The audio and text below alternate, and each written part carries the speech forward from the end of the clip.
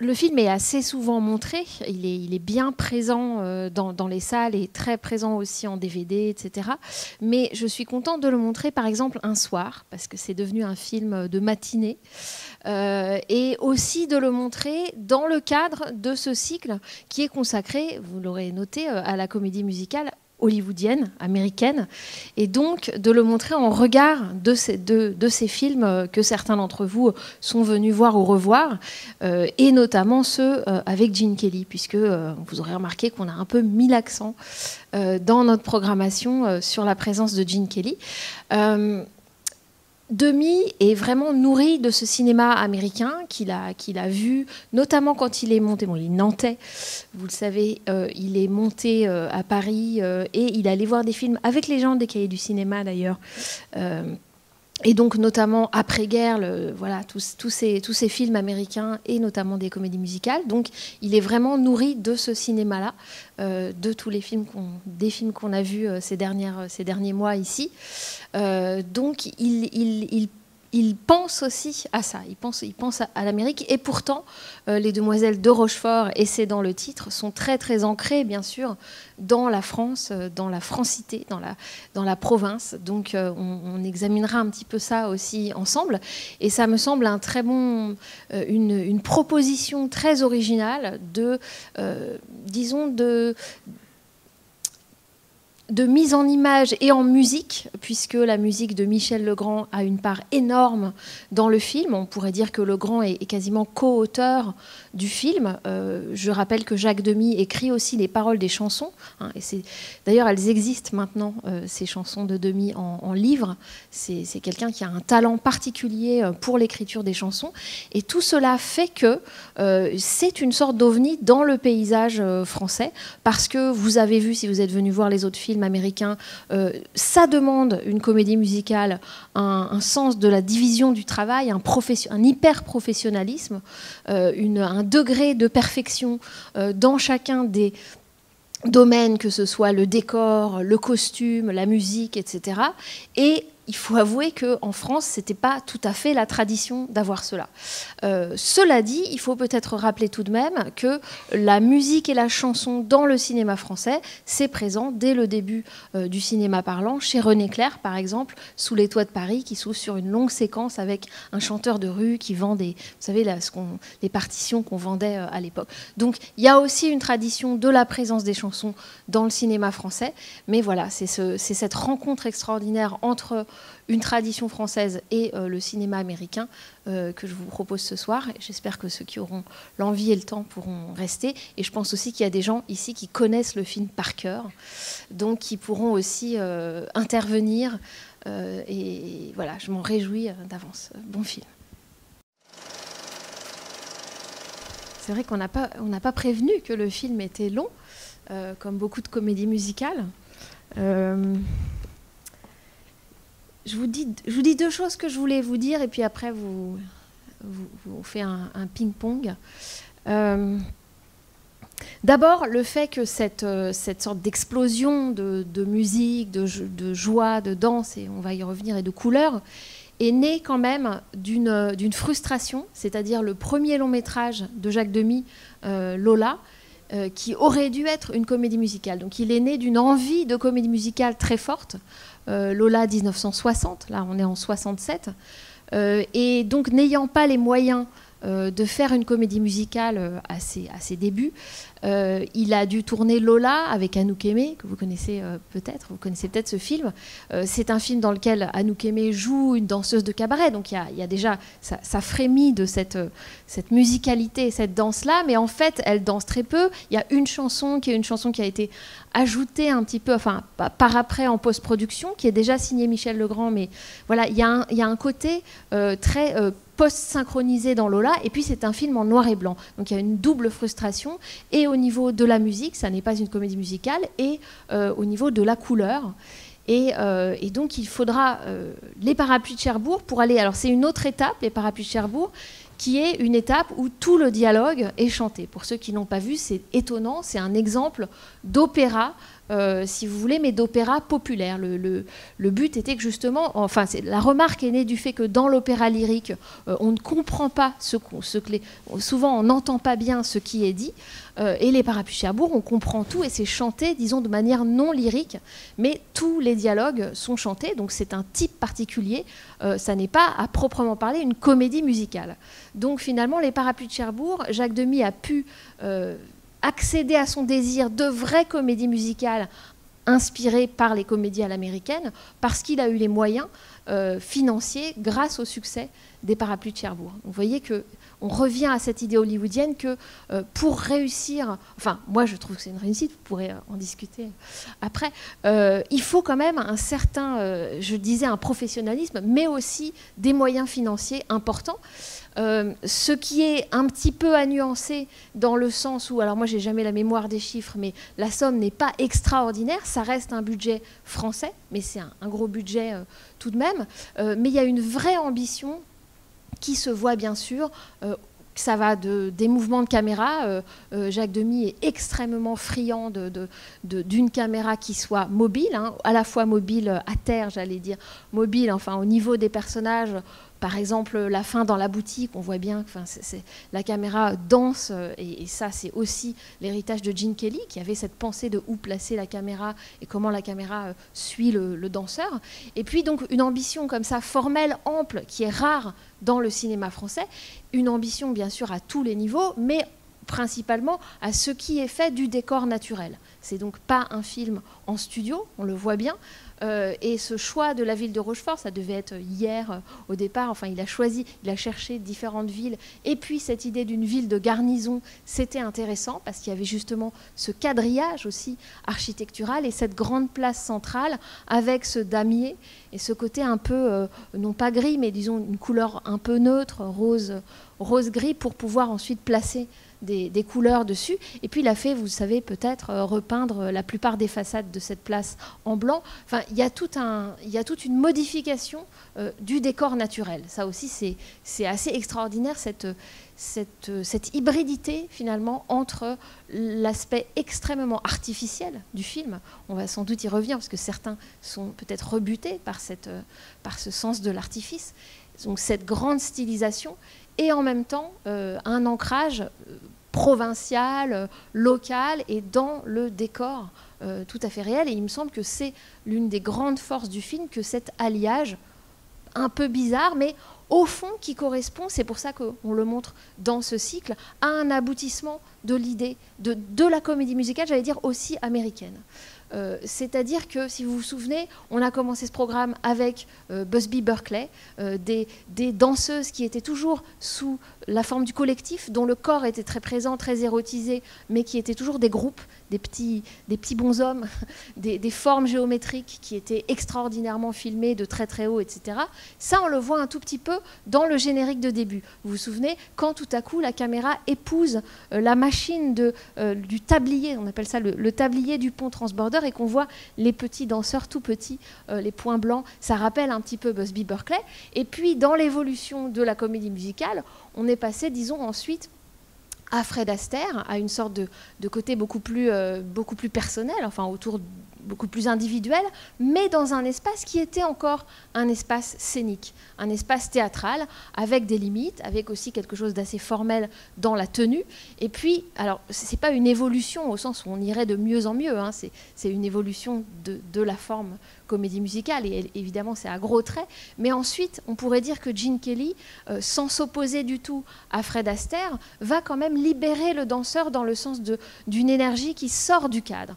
Et les décors des films qu'on a vus des années 40-50 sortent beaucoup dans la rue, alors soit à New York avec Un jour à New York, il y a des allusions ici avec les marins, hein, chez Demy, soit Beau Fixe ensuite sur New York. On a un petit peu vu des extraits de ces films où il s'agissait soit d'aller directement effectivement dans la ville de New York, soit si on ne pouvait pas, en tout cas, de faire des décors, beaucoup de décors de rue, décor d'extérieur. Donc le danseur, voilà, mis dans un décor plutôt extérieur, et l'énergie qui est aussi libérée et qui casse cette idée de scène, d'espace scénique, ça déborde beaucoup. Chantons sous la pluie, c'est tout en même temps. C'est à la fois le spectacle et à la fois... voilà. Donc il y a cette progression, entre guillemets, en tout cas cette évolution-là, qui est complètement assimilée, c'est ça qui est étonnant, par Jacques Demy, et en même temps, à mon avis, qui ne singe pas le cinéma américain. C'est-à-dire qu'il sait très bien qui il est, où il est, à Rochefort, et il s'ancre dans ce côté français, y compris dans son goût pour la langue, pour les calembours, pour les rimes, pour les rimes un peu cheap. Et ça, c'est quelque chose qu'il revendique aussi, et y compris aussi pour cette articulation entre une forme de lyrisme tout à fait assumée, ce qui peut lui faire courir le risque du ridicule aux yeux de certains, mais en tout cas, c'est ce qu'il recherche, et en même temps, tout à coup, des trouées de trivialité, de vulgarité. Par exemple, dans l'histoire avec les robes, tu n'as pas peur qu'on fasse un peu pute. Tout à coup, quand on entend ça pour la première fois, on se dit, mais il y a le petit garçon à côté, etc. Voilà, c'est des espèces d'accros comme ça, dans la langue, qui font partie de son travail, qui me semble vraiment singulier, de cet étrange alliage. Et puis l'alliage, et là aussi ça peut coincer pour certains spectateurs, c'est aussi celui du très grand professionnalisme hérité de la comédie américaine et de l'amateurisme. J'allais dire de l'amateurisme français, n'exagérons rien, ce serait méchant, mais en tout cas d'une forme d'amateurisme à la fois subi et à la fois, je pense, assumé aussi. Amateurisme dans le sens où subi parce que vous savez très bien que les acteurs français ne sont pas formés, n'ont pas cette triple formation qu'il peut y avoir dans la comédie musicale et la tradition scénique, puis à l'écran aux États-Unis, et dans le monde anglo-saxon en tout cas, à savoir chanter, jouer la comédie et danser. Du coup, que faire?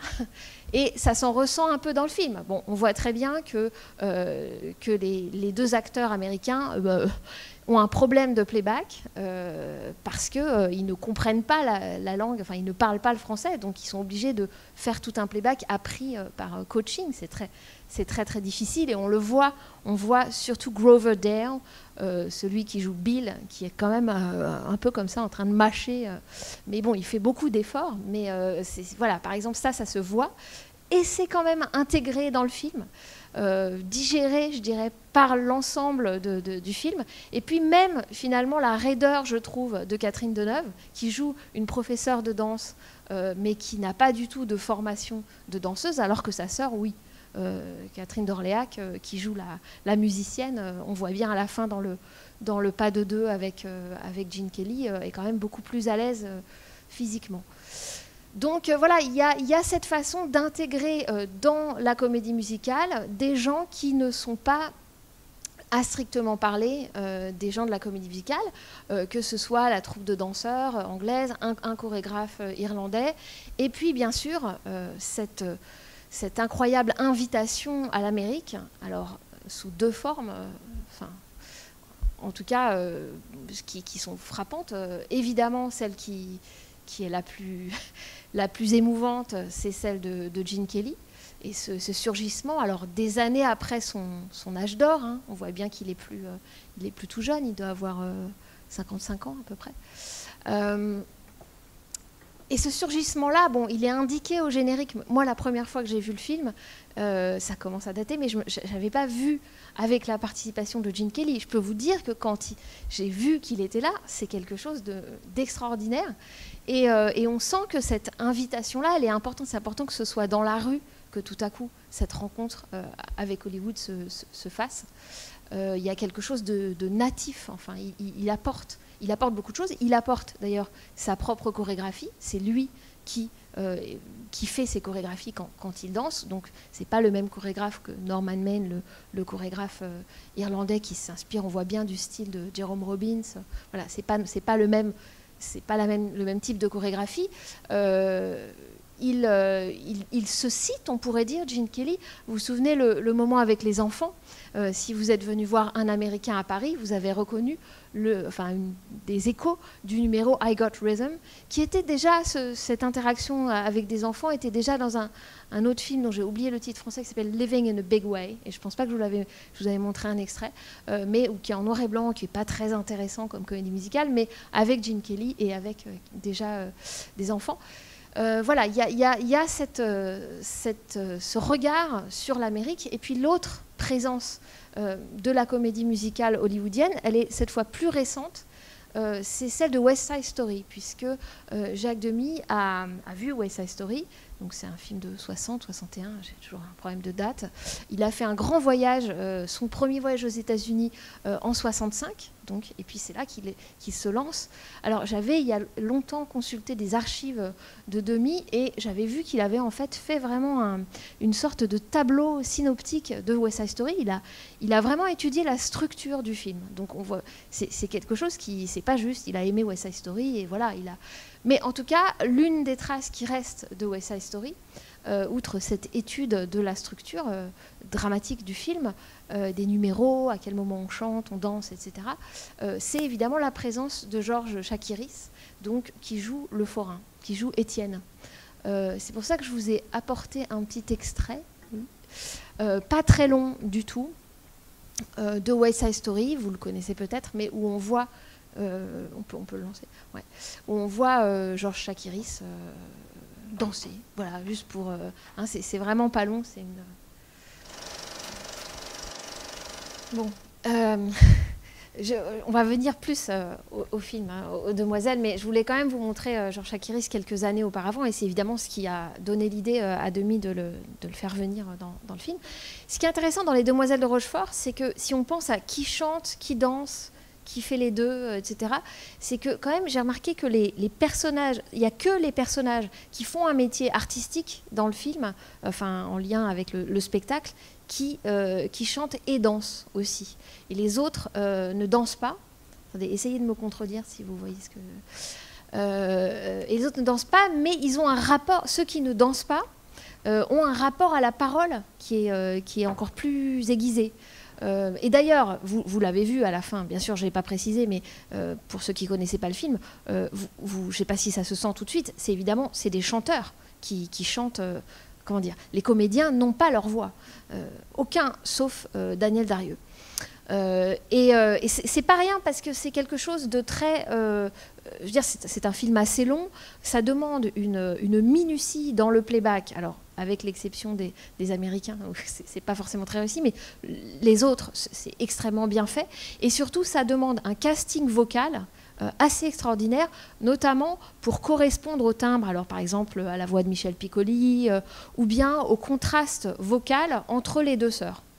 Qui est un contraste effectif dans les voix entre Françoise d'Orléac et sa sœur Catherine Deneuve, qui ne sont pas jumelles, hein, mais qui sont sœurs, et avec des voix très distinctes. Voilà. Donc il y a le travail, y compris le travail des actrices, enfin, des acteurs avec les chanteurs, pour que vraiment ils se disent de quelle façon ils prononcent les mots, quand est-ce qu'ils respirent, il y a une question de souffle, etc. Donc c'est assez minutieux sur ce travail de comment fabriquer cette comédie musicale de telle manière à ce qu'elle soit à la fois une vraie comédie musicale et à la fois singulière dans le côté français. Alors, je vous laisse maintenant un petit peu parler, s'il vous plaît. Oui, attendez, je vais vous passer le micro. Ah, il faut prendre le micro. Bonsoir. Moi, je voulais juste parler de Gene Kelly. J'étais stupéfait de son apparition. On a l'impression que quand il danse, il sculpte l'espace. Et je me suis dit en quoi il est différent des autres et comment il danse. Et ça me trottait dans la tête. Et je crois qu'il danse lentement. Et quand j'ai vu les Américains danser, ils ont un autre rapport au temps. C'est comme s'ils retenaient ses mouvements. Pardon. C'est comme s'ils retenaient ses mouvements. Et ça m'a vraiment ému parce que je trouvais ça... il sculpte l'espace, il sculpte le temps. Il a vraiment une autre façon de danser, une autre façon d'être. Oui, c'est très beau ce que vous dites. On pourrait dire, bon, il y a une différence d'âge, c'est l'un des éléments. Il y a quand même une différence d'âge entre les autres danseurs et lui. Il y a une différence d'époque de comédie musicale aussi. C'est effectivement un rapport à la chorégraphie qui n'est pas le même. Je pensais ça avant de voir le West Side Story. Je pense aussi ça. Oui. Je trouve que c'est exactement la même chose quand on les voit danser. Oui. C'est comme s'ils ne se lâchaient pas totalement dans le mouvement. Il y a un rapport au mouvement. Et dans le film, je ne sais pas s'il y a des gens qui étaient là, qui ont vu La Ronde la semaine dernière. À un moment, dans l'art, il parle de la frénésie et de l'organisation.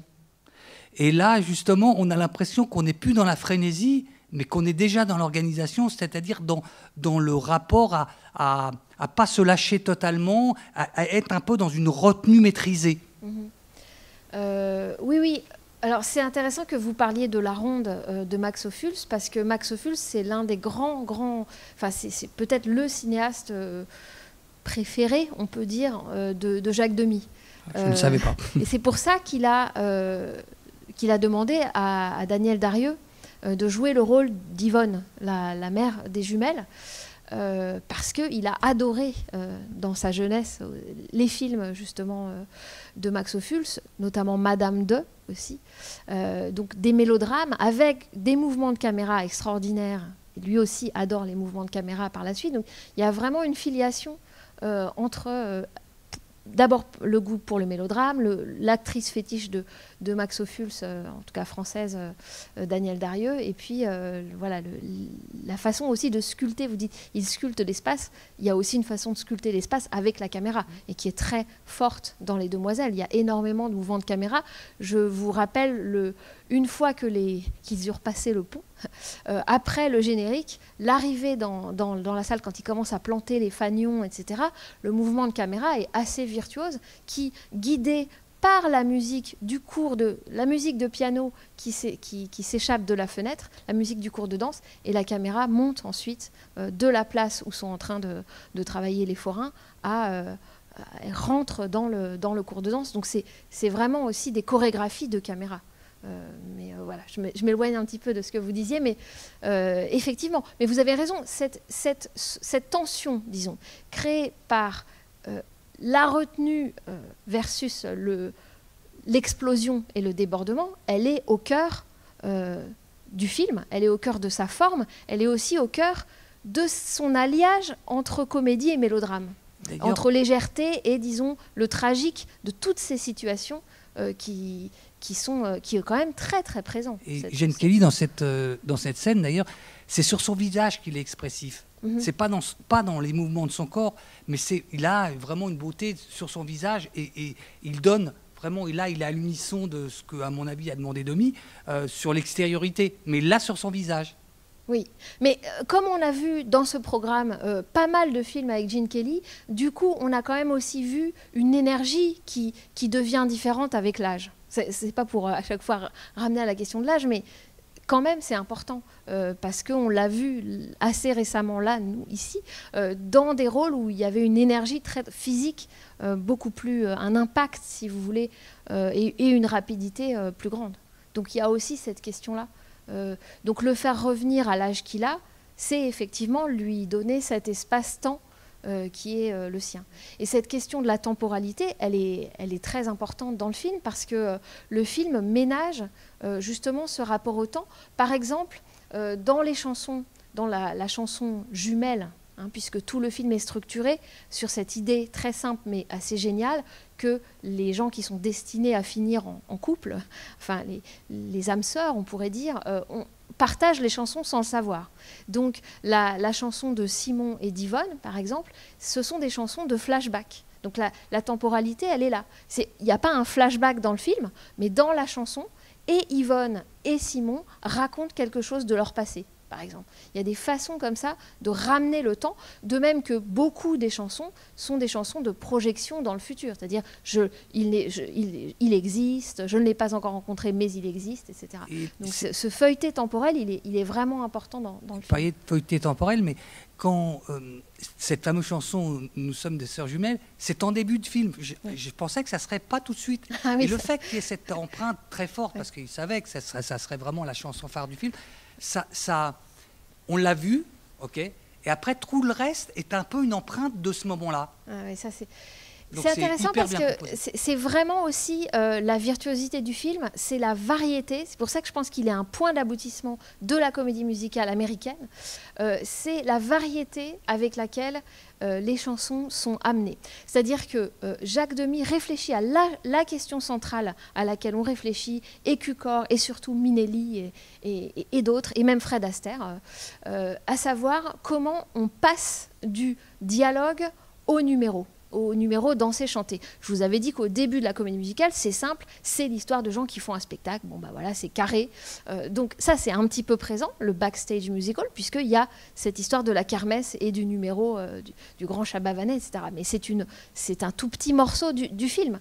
Le reste du temps se pose la question, qui est la grande question de la comédie musicale classique, de comment on va tout à coup faire accepter à nous spectateurs que les gens se mettent à chanter, à rêver tout haut en chantant, en dansant, etc.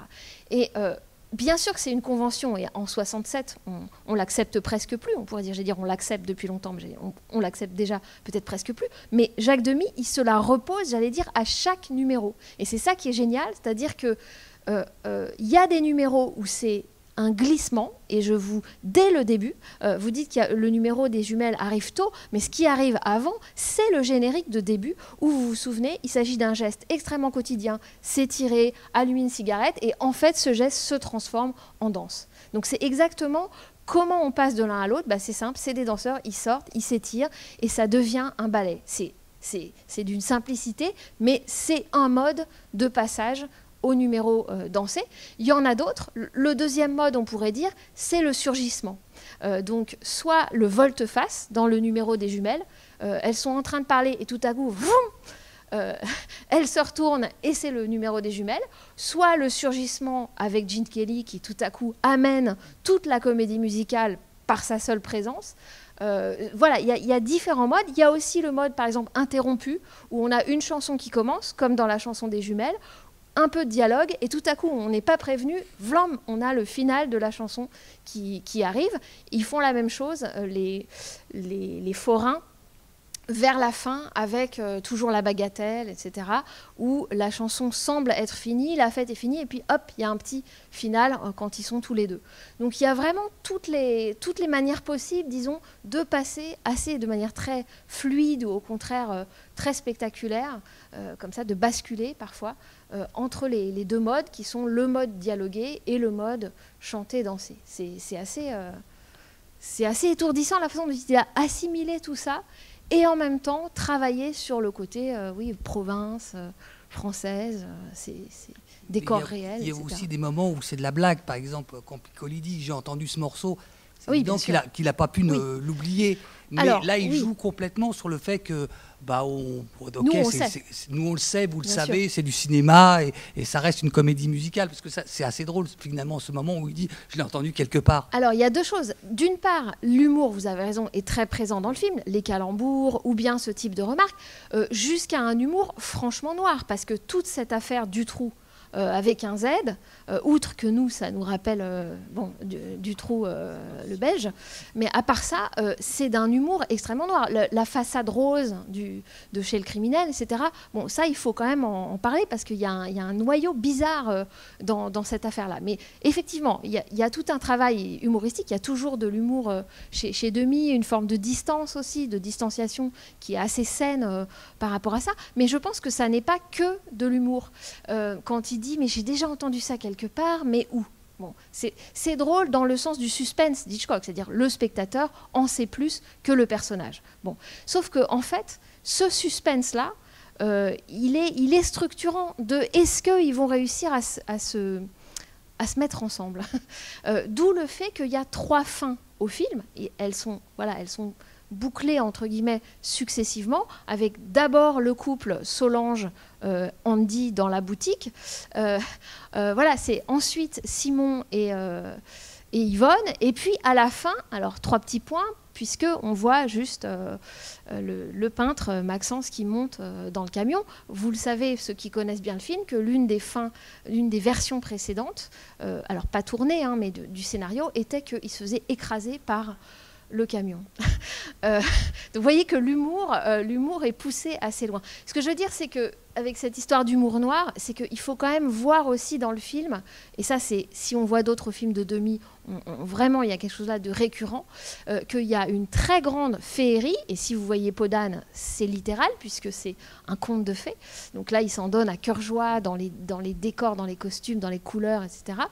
Il est autorisé par le conte de fées, les effets, à la Méliès, bon, à la Cocteau, plutôt à la Belle et la Bête, bon. D'accord, mais d'un autre côté, cette féerie, elle est toujours corrompue. Il y a une forme de corruption, enfin, je ne trouve pas d'autre mot, mais il y a une forme, ou corrodée peut-être, par des choses inquiétantes. Alors là, dans ce film-ci, bon, il y a la guerre, hein, c'est une ville de garnison, il y a dès le début, il y a ces allées-venues de l'armée, il y a la référence à Salonique 1924, il va y avoir une guerre, etc. Bon, il y a cette réalité-là. Vous savez que dans Les Parapluies de Cherbourg, il y a la guerre d'Algérie. C'est quand même l'un des films qui aborde de manière centrale dans son intrigue la question de la guerre d'Algérie, avec Adieu Philippines aussi de Jacques Rosier. Mais donc, voilà, donc à la fois on est dans ce monde apparemment coloré, bonbon, tout ce qui a été écrit contre un petit peu au moment où le film sort et où une partie de la critique trouve que c'est bien joli, mais c'est assez ripolliné. En réalité, il y a aussi autre chose, qui est ce hors-champ inquiétant, et donc aussi toute cette affaire de femmes coupées en morceaux. D'ailleurs, c'est un peu étonnant, parce que c'est M. Dutroux qui a un discours antimilitariste, c'est lui qui il mélange aussi les genres, parce que c'est lui qui a le discours antimilitariste, et puis c'est lui qui découpe la femme en morceaux. Alors, Dutroux incarne, je pense, une sorte de respectabilité bourgeoise qui est tordue, quoi. C'est-à-dire que il est tellement contre la violence, il est tellement gentil, il est tellement contre la violence qu'il va jusqu'à ne pas vouloir couper le gâteau d'anniversaire.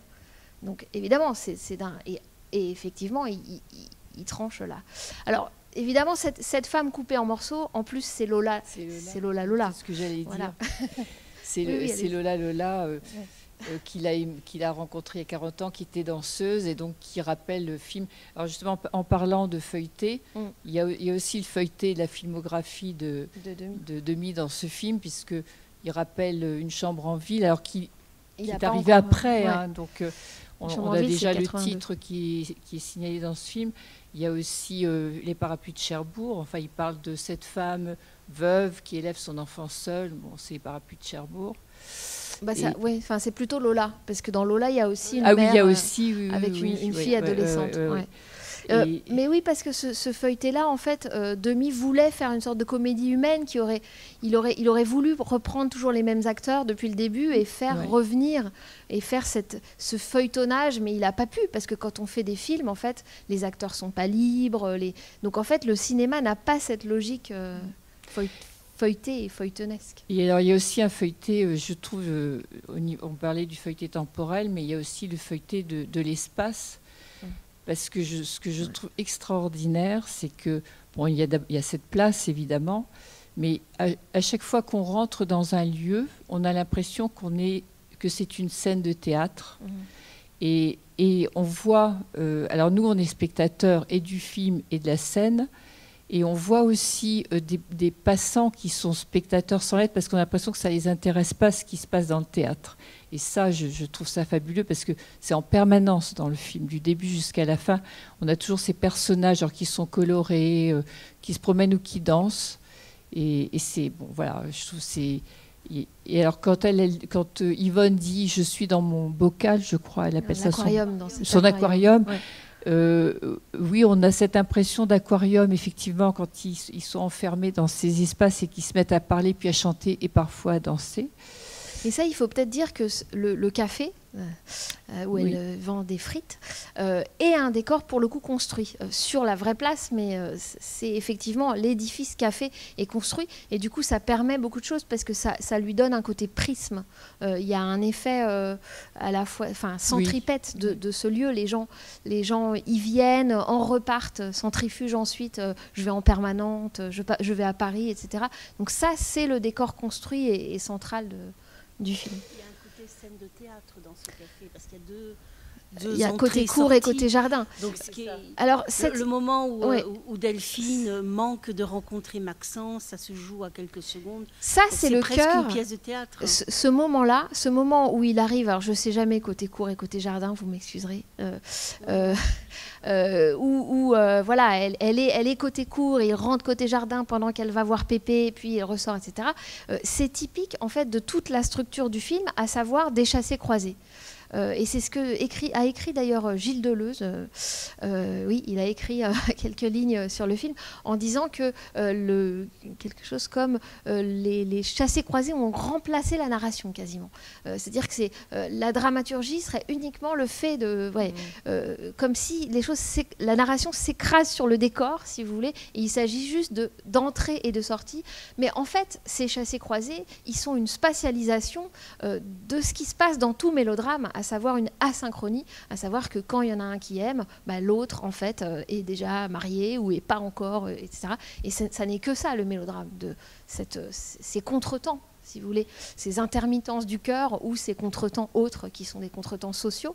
Et donc là, on le voit dans le film et c'est très jouissif, si vous voulez. Il y a une scène dans un film de Nanni Moretti, Palombe Rossa, où il regarde, c'est Docteur Zhivago, et où il regarde à la télé et puis plusieurs personnes, puis ils disent mais descends, elle est là. Et voilà. Et donc il y a cette idée un peu guignole du spectateur où nous, on voit qu'il faudrait vraiment à quelques secondes près qu'elle voilà, et qui se rate assez peu, bien sûr. Donc toutes les fins en cascade de ce film-ci jouent sur ce chassé-croisé presque de manière bouffonne en fait. C'est vrai qu'il y a un humour de la structure. Il y a un humour parce que c'est tellement proche et ça nous est tellement montré de manière abstraite dans cet espace effectivement très artificiel, enfin, de cette scène, de ce cube transparent, qu'on en rit, mais c'est un rire abstrait, évidemment, on ne va pas éclater de rire, mais c'est incroyable de nous faire sourire avec quelque chose de mélodramatique et qui en même temps, alors sauf si ça rate pour vous,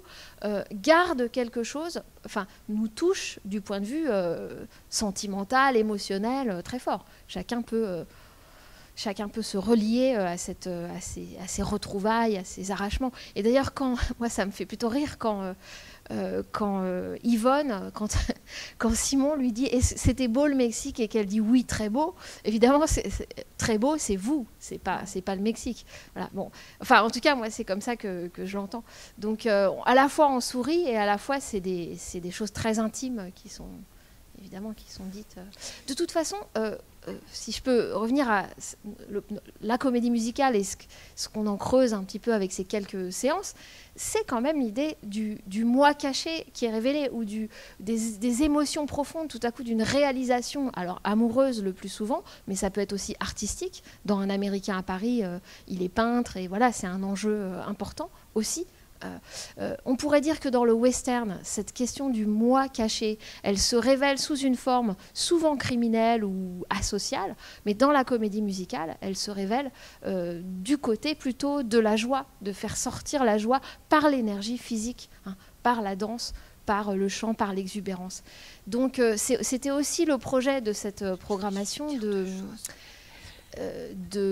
parler de la joie, enfin, c'est-à-dire de montrer qu'il y a un genre qui prend la légèreté au sérieux.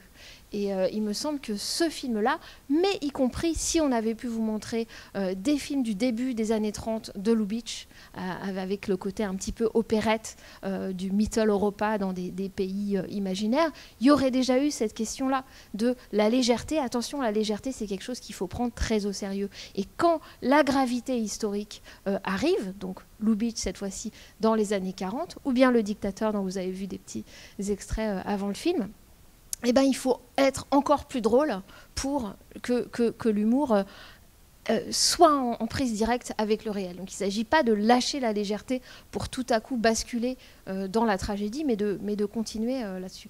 Donc voilà, cette question de la joie, ce que je voulais dire, c'est qu'il me semble qu'elle est centrale dans la comédie musicale. Et d'ailleurs, je me souviens que dans les archives de Demy, le petit cahier où il y a les idées, les premières idées préparatoires pour ce film s'appelle La joie. Donc il y a une espèce de titre préparatoire qui est juste La joie. Mais c'est plat en même temps. On n'irait pas voir un film qui s'appelle La joie, mais en même temps on voit que ça sous-tend complètement le projet des Demoiselles. Mais vous vouliez peut-être dire quelque chose? Non, je voudrais juste dire comment Ouais. D'accord.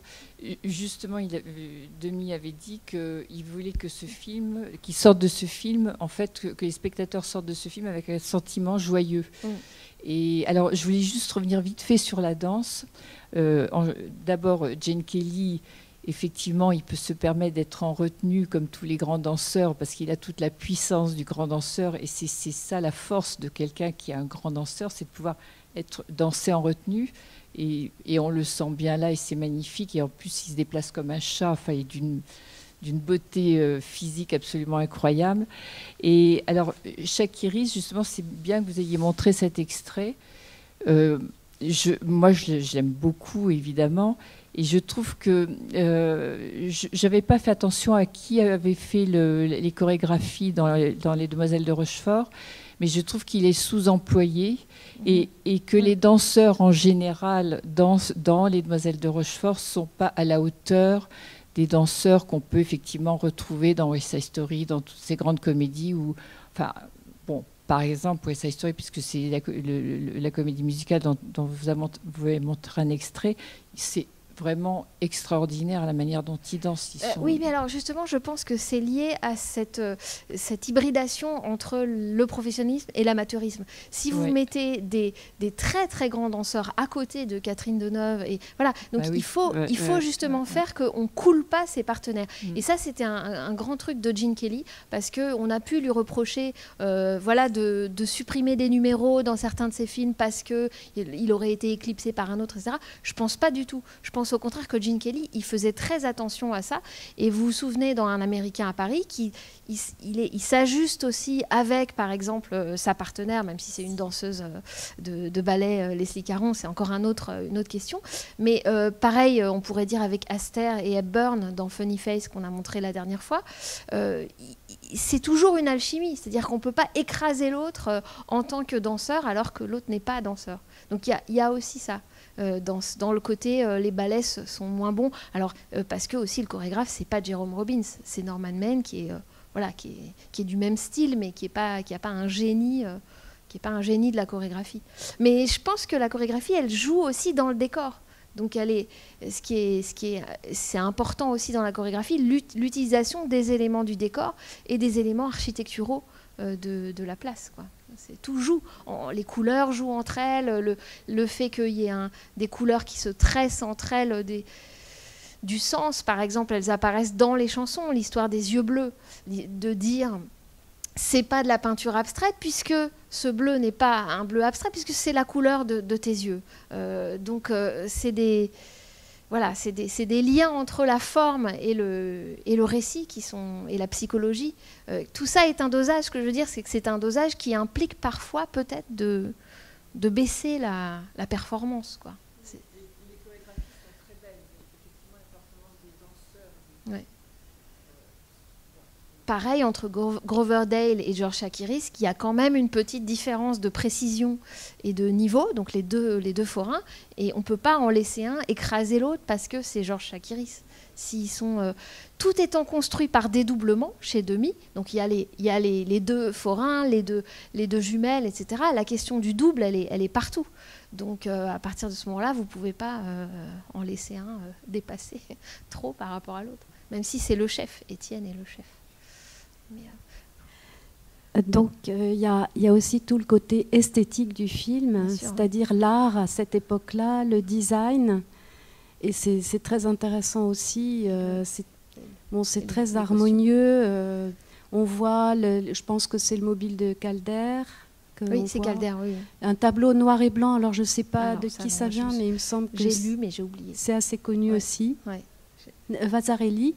Ah oui, d'accord. Il y a les boutons de la cuisinière. Alors ça, c'est formidable. Les boutons triangulaires, très longs. Enfin, il y a plein de détails comme ça. Le fauteuil avec un creux où elle pose sa main, etc. Donc, on voit aussi toute l'époque. Et puis, donc, voilà. Oui, tout à fait. Alors, sur cette question de l'époque, parce qu'on dit c'est tellement stylisé, mais en fait, effectivement, il y a la présence d'une pop culture, on pourrait dire, de l'époque. Je vous renvoie, si vous voulez voir d'autres films de Demy un peu moins connus, à Model Shop, où Lola, le personnage de Lola, joué par Anouk Aimée en 60, plus tard, va à Los Angeles, et où là aussi, Demy attrape quelque chose de l'Amérique de cette époque-là, c'est-à-dire 68, quoi, en gros, et c'est aussi très intéressant.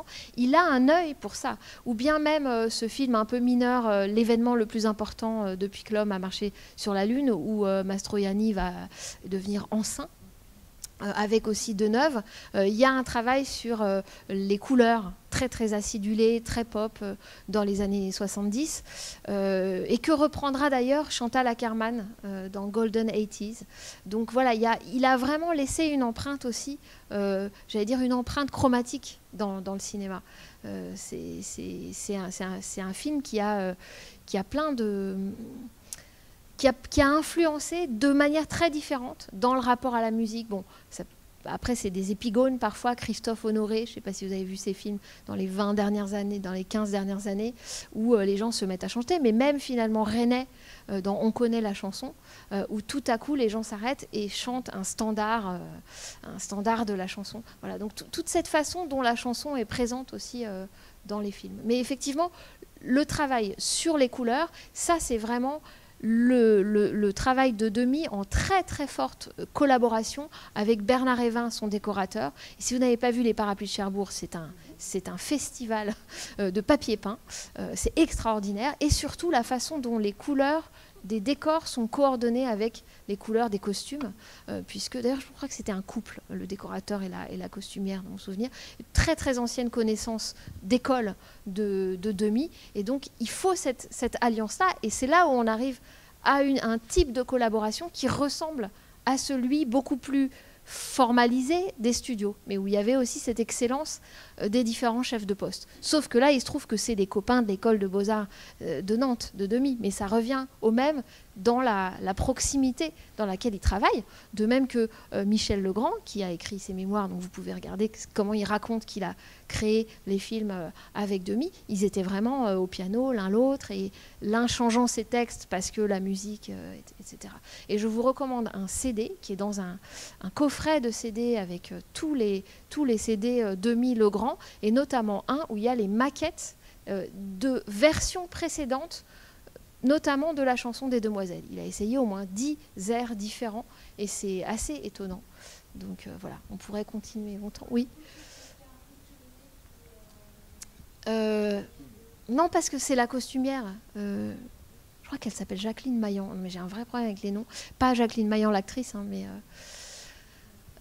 non, je crois, c'est pas un couturier du coup. Et étonnamment, parce que c'est, par exemple, les robes de chambre, orange et bleu. Enfin, c'est effectivement des costumes dont on se souvient. Et les costumes d'Anne Vernon dans La Mer, dans Les Parapluies de Cherbourg, pareil, on s'en souvient. Ouais, c'est. Mais ça fait un peu penser à Courrèges, enfin les robes, ces robes-là.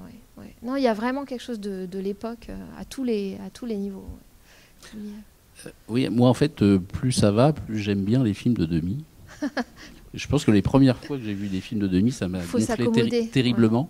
Ouais. Je détestais la musique de Michel Legrand, parce que je me souviens aussi que petit Michel Legrand, quand on le voyait à la télé dans les émissions, il était assez insupportable. Ah bah, et là, il se met quand même. Et est-ce que vous préférez du Michel Legrand? Oui, tout à fait. Je pense qu'au niveau de l'ego, ça va bien. Oui. Et en fait, plus ça va, mais moi, ça m'a frappé plus ce soir, parce qu'en fait, je pense que c'est la première fois que je le vois vraiment au cinéma. Je l'ai vu que sur DVD ou à la télé.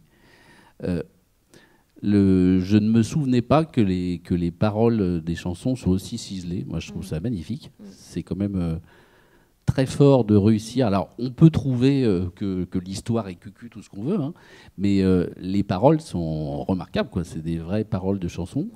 J'aime beaucoup aussi les petits clins d'œil. Alors après, peut-être que c'est pas une bonne interprétation, mais je sais quand elles essayent un premier numéro pour pour les forains qui viennent les chercher en désespoir de cause, où elles se mettent au piano et font une chanson, on dirait un petit peu du Brel.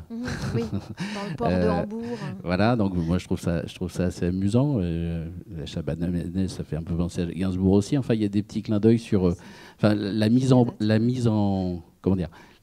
scène dans le film, justement, de tout ce qui est musical. Je trouve est vachement intéressant. Oui, ou le numéro de Marilyn et Jane Russell dans Les hommes préfèrent les blondes, qui ont une robe vraiment similaire. Alors après, il y a aussi un petit clin d'œil hommage aussi que j'ai bien aimé aux Enfants du Paradis et Marcel Carnet avec la chenille. Oui, ce personnage qui est aussi un personnage qui fait peur dans le film. Enfin, il a quelque chose de très... On le voit la première fois avec le pistolet pour la peinture. L'ancien, avec le jeu de mots sur le fait que c'est un peintre moderne, il est inspiré du personnage de Lassner. Le criminel, un peu le panache, qui a beaucoup de panache dans Les Enfants du Paradis. Et donc, il y a cette citation quand il dit à la fin à Delphine, il est à Paris, mais Paris est tout petit pour ceux qui s'aiment comme vous d'un aussi grand amour, qui est une phrase... Et puis même dans tout ce qui est la scène de comment on appelle ça, la kermesse du dimanche, là, vu toute la place, ça fait vraiment penser aux Enfants du Paradis, avec, je me souviens, d'espèces de chenilles avec le Harlequin, etc. Donc ça, moi... Avec un peu de West Side Story dedans, parce que vous avez vu les basketteurs. Tout à fait. C'est vraiment les basketteurs aussi. D'hybride. Enfin, je sais pas, je trouve ça super riche, en fait. Après, c'est vrai que c'est intéressant aussi de voir tous les films suivants et de Jacques Demy, la transmission qu'il y a derrière. Une chambre en ville, par exemple. Alors justement, on a l'impression que c'est le négatif de celui-là, quoi. Autant il a voulu mettre de la joie, autant là, c'était le chambre en ville, c'était presque un suicide artistique, quoi. Relancer la comédie musicale quand il l'a fait, c'était très compliqué. Et en plus, il avait choisi un cadre qui avait un peu... avec Dario qui chantait aussi, d'ailleurs. Une chambre en ville, c'est comme les Parapluies de Cherbourg, c'est-à-dire que c'est un opéra, si vous voulez, dans le sens où tout est chanté. Alors que là, c'est vraiment la comédie musicale. Mais justement, j'avais apporté, peut-être pour finir, un tout petit extrait, un extrait d'une chambre en ville. Donc c'est un projet qu'il a d'assez longue date. C'est un film de 82, mais on a des traces de ce projet dès le début des années 70. Et c'est situé, juste pour vous situer, c'est situé en 55 au moment des grèves à Nantes, tout ça que connaissait bien Demy, des grèves sur les chantiers, le chantier naval. Je pense que c'est plutôt à Saint-Nazaire le chantier, mais bon. Donc il y a eu une grande grève historique au milieu des années 50. Et donc le film s'ouvre sur une manif chantée, donc c'est assez dur c'est très stylisé du coup, c'est-à-dire un événement très social et réel qui est réellement arrivé et en même temps chanté de manière un peu comme ça opératique, c'est assez étonnant, mais c'est pas ce moment-là que je vous ai choisi, en fait c'est Michel Piccoli, parce que comme il est aussi dedans, il tient aussi boutique dans une chambre en ville, donc voilà, je voulais vous montrer à quoi il est descendu, puisque c'est donc le monsieur-dame des demoiselles. Donc vous voyez que Yvonne, séquestrée clouée, comme elle disait, séquestrée dans son aquarium, c'est rien, c'est un sommet de lumière par rapport à cette scène, glauque au sens littéral, avec ce verre, là, ce travail sur le verre, et où tout n'est qu'enfermement, où il y a une hystérisation en fait de ce qu'on sentait comme étant quelque chose de... Même les couleurs, enfin le fait qu'il soit roux, qu'il ait cette barbe, etc. C'est vraiment effectivement le revers de cette médaille de manière très très étonnante, et donc évidemment le film n'a pas du tout marché. Mais c'est autre chose, c'est un autre projet, mais en même temps il est lié à ça, et aussi d'être là où on l'attend pas. Bon, outre le fait que c'est pas la musique de Michel Legrand, mais bon, c'est encore un autre. Oui, c'est un très très beau film, mais je dirais que c'est un beau film quand on a vu d'autres films de Demy. Si on commence comme ça sèchement par voir une chambre en ville, il y a quelque chose de malade, donc. Voilà, si c'était votre premier Demy. En plus, je pense que Les Demoiselles sont vraiment son chef-d'œuvre. Enfin, il y a un point d'accomplissement aussi parce qu'il en avait les moyens qui se reproduira pas dans son histoire. Mais après, on n'est pas obligé d'aimer que les chefs-d'œuvre d'un auteur.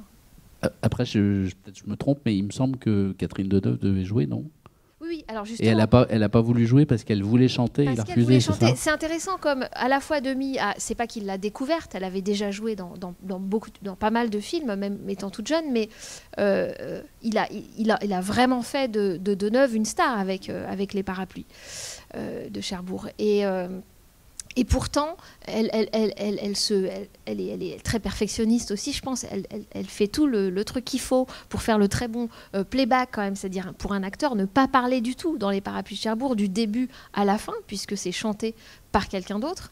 Elle fait en partie cela dans Les Demoiselles de Rochefort. Mais voilà, je pense qu'arrivée au début des années 80, elle a un autre statut, Catherine Deneuve. Et il n'est plus question pour elle que, j'allais dire, son public, enfin que le public n'entende pas sa voix.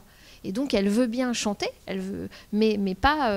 alors que, par exemple, Gene Kelly, qui a derrière lui toute la carrière qu'on sait, et notamment, il chante, Gene Kelly, dans les comédies musicales qu'on a vues, et bien là, c'est pas lui qui chante. Parce que la musique de Legrand a des octaves très... faut pouvoir chanter des octaves, un grand nombre d'octaves. Donc, c'est vrai qu'il a un registre, enfin, un truc...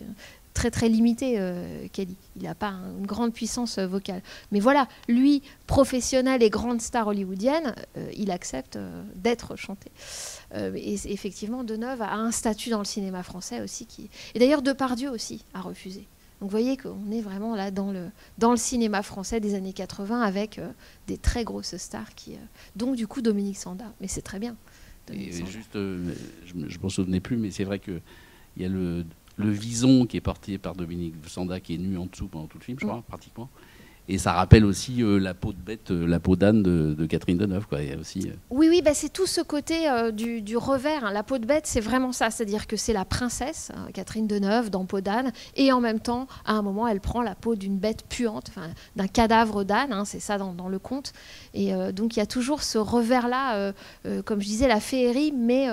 corrodé, corrompu, et ça c'est au cœur de tous les films de Demy, y compris l'absence de père, par exemple. Toute cette histoire du père absent, ça pourrait être tragique, le fait qu'il ait jamais connu son fils.